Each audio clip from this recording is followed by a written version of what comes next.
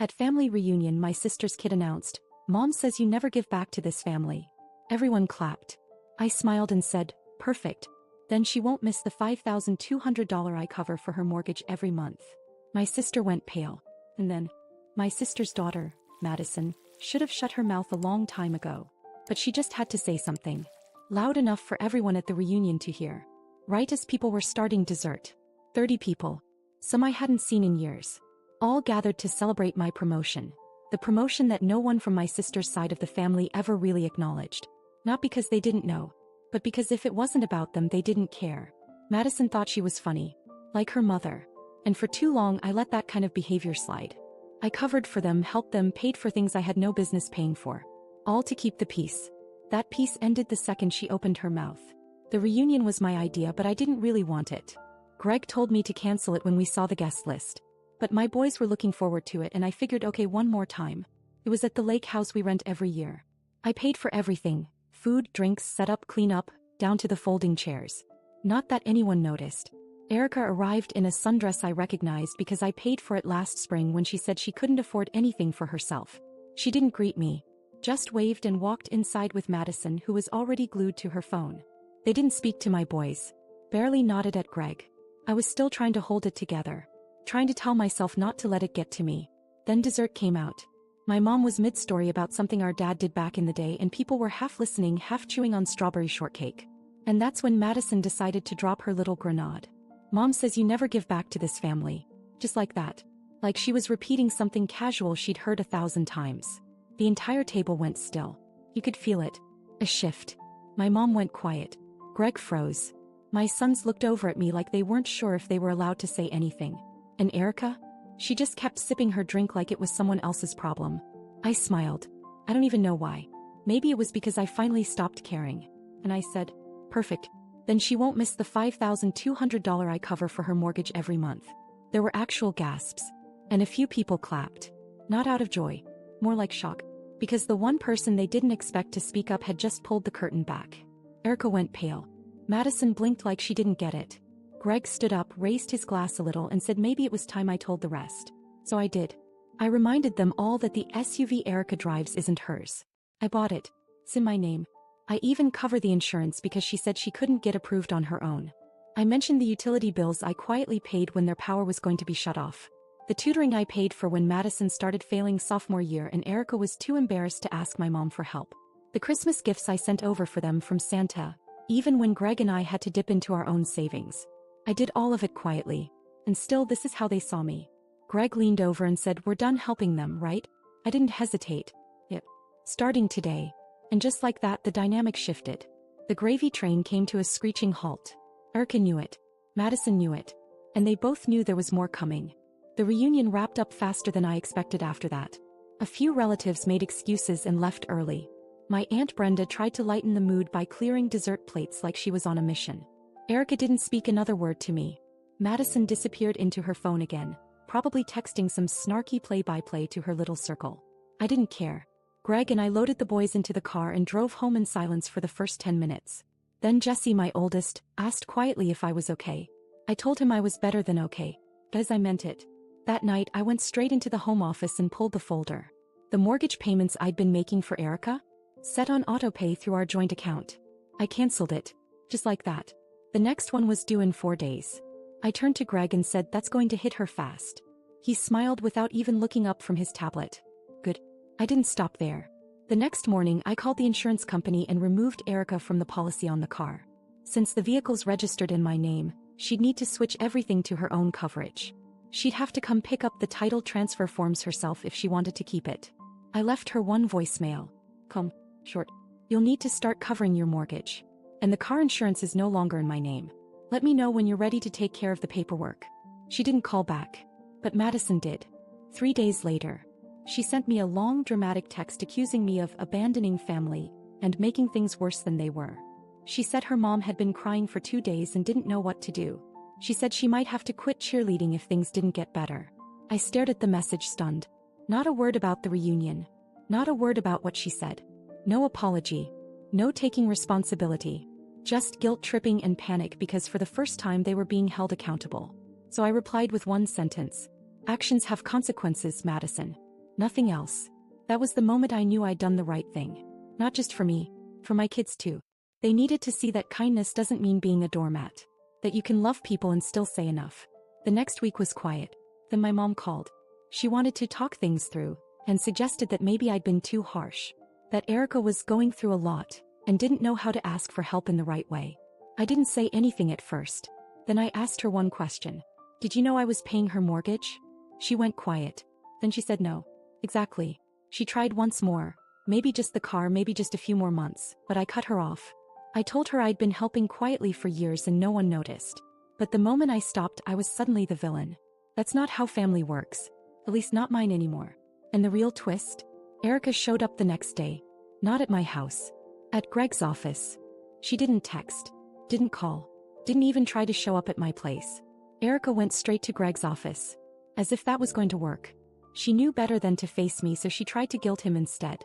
Greg called me after she left, and the first thing he said was, "You are not going to believe this."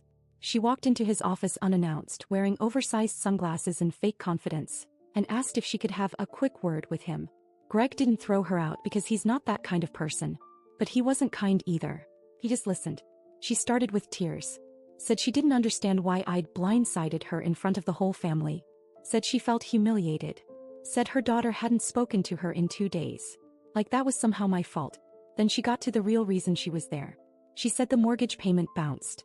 Her account was overdrawn. The bank was calling.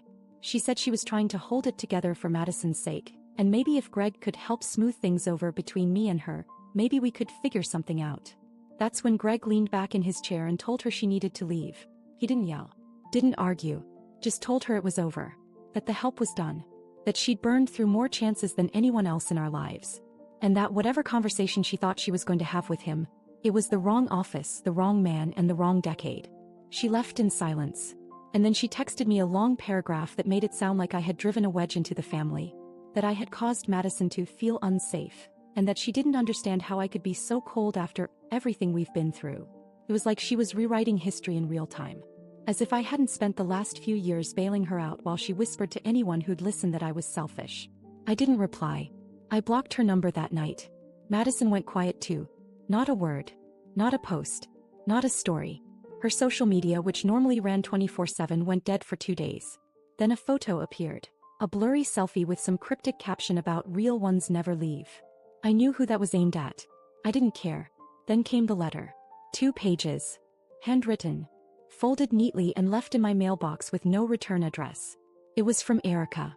She wrote that she was reflecting. That maybe she had let her pride get in the way. That maybe she should have said thank you more. That she never realized how much I'd done. But even in her apology there was this undertone. Like I'd overreacted, like I could have handled it more privately. She asked me not to punish Madison for her mistakes. She asked if I'd reconsider letting them keep the car. Said they needed it to survive. I sat there reading that letter and felt something I hadn't felt in years. Relief. Because finally the weight was shifting. Not just from my shoulders, but from my entire life. The lies, the manipulation, the guilt, it was cracking. But I wasn't done yet. I gave them a week. 7 full days to come to their senses, apologize, or at least try to act like adults. Erica sent a handwritten letter. 2 pages of carefully worded guilt, but never showed up in person. Madison didn't say a word to me directly, but she had plenty to say on social media. Vague captions. Family can be the coldest. Some people only help so they can brag about it later. That sort of thing. No apology. No accountability. Just more noise.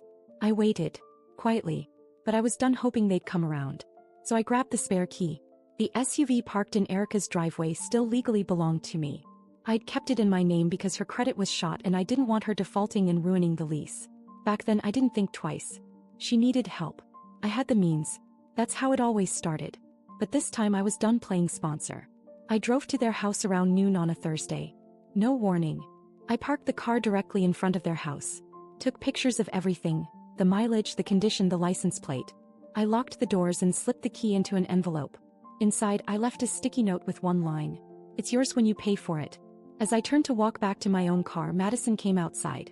She stopped at the porch, barefoot, hoodie sleeves pulled over her hands, and just stared at me. I braced myself for attitude for another smart remark. But instead she asked, "Do you hate me?" Caught me off guard. She didn't sound angry. Just small. Not the smug teenager who mocked me in front of everyone. Not the girl who thought she and her mom could take forever without consequences. I told her no. I didn't hate her. I hated how they treated me. I said it calmly, flatly, then turned to leave. Before I could take 2 steps, the front door slammed open. Erica came storming out, barefoot too, phone in hand, still mid-conversation with someone. I heard her say something about overdraft fees and late notices, and then she locked eyes with me. "Don't you dare walk away from this, Stacy. You ruined everything." I didn't stop. I got in my car, rolled the windows up, and drove away without a word. And I didn't feel guilty. Not one bit. That night, around midnight, I got a string of messages from Madison. Long ones. First, she apologized. Then she blamed me. Then she apologized again. She said her mom was a mess. That the power company had called. That they might have to sell the TV. She said she didn't understand why I was being so cruel. Cruel. That word stuck with me. Like years of unreturned favors and financial handouts meant nothing. Like I just flipped one switch and ruined their whole world. But the truth was, I didn't ruin anything. I just stopped fixing what they kept breaking. The next morning, 7:40 a.m., Greg shook me awake with his phone in his hand. A voicemail. He pressed play. It was Madison. She'd shown up at his office. Not to yell. Not to beg. To ask for a job. And not just any job. She said she was willing to do anything. She said she needed money. Fast. Greg didn't say anything when the voicemail ended. Just handed me his phone and walked to the kitchen like he needed coffee before reacting. I listened to it twice. Madison's voice was low, shaky, not the confident, sarcastic girl I was used to. She said she was sorry for showing up without an appointment, but she needed work. Said she didn't care what kind. Filing, cleaning, answering phones. Anything. Her mom was not doing great. Bills were piling up. Things were getting weird at home. I didn't feel bad. Not yet. What caught my attention was what came next. She said there was something she wanted to tell me. Something she hadn't said in front of anyone. Something about her mom. Greg texted her back later that morning, told her to meet us at a diner near his office, neutral ground. I didn't want her in our house. Not yet. And certainly not if she was bringing drama with her. She showed up 10 minutes early. Hair brushed. Hoodie replaced with a blazer she probably borrowed from someone. No makeup. Just pale and tired. She looked like she hadn't slept in days.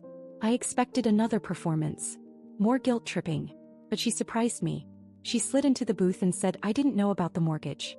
Not until last week. I didn't respond. Greg sat next to me, arms crossed, just listening. Madison said Erica had been lying to her for years. Told her everything was fine. That she had everything handled. That I offered to help because I owed the family after moving so far above everyone else. He thought I wanted to pay. She didn't know about the bills, the car payments, the tutoring costs. She didn't even know I'd paid for her cheerleading trip to Florida last year. She thought her mom had found a way. And then after the reunion she found the bank notices in the drawer. Red letters. Final warnings. A foreclosure letter. She looked at me and said, I know it's not your fault. I just didn't know who to be mad at until now. That's when I realized. Madison had been used just like me. Maybe not in the same way but close enough. Erica had lied to her too, kept her in the dark. Made me out to be the villain while she quietly sank the ship with both of them on it. Madison reached into her bag and pulled out a torn envelope. Inside was a folded check. One I'd written over a year ago. $850 made out to cash. Memo line, groceries. I never even remembered writing it. She said she found it in her mom's drawer with at least a dozen others. Uncashed. Just sitting there. I stared at it. She said I think she kept them in case she ever needed proof to guilt you with. That was the moment it all clicked. Erica never intended to fix anything.